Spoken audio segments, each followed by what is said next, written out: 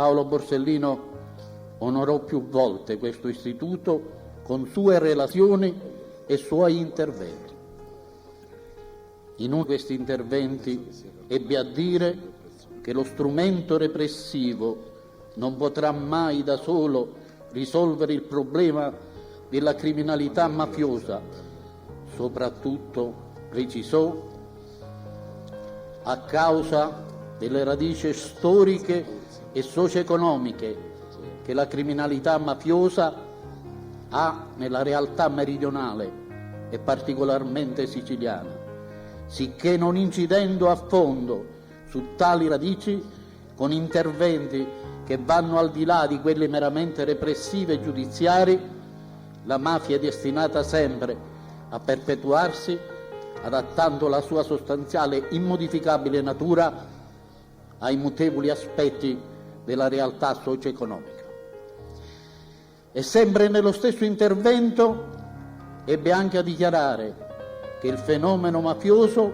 va affrontato con una globale risposta statuale, senza inammissibili ed esclusive deleghe a questa o a quella parte del pubblico apparato, e con uno Stato che sappia riappropriarsi del territorio. E aggiunge, uno Stato però che deve essere credibile in sé e nelle sue istituzioni. Leggo le sue parole. La via obbligata per la rimozione delle cause che costituiscono la forza di Cosa Nostra passa attraverso la restituzione della fiducia nella pubblica amministrazione. Ebbene, e concludo, io penso che noi queste due considerazioni dovremmo tenerle presenti, perché anche se negli ultimi tempi, è giusto darne atto, ci sono state iniziative realizzate con forza di muscoli, forse è proprio una risposta globale quella che è mancata e manca, una risposta in cui siano impegnati con eguale tensione morale, con tutta trasparenza, con piena capacità operativa lo Stato e tutte le istituzioni, con in testa la Regione. Una risposta cioè che sia decisiva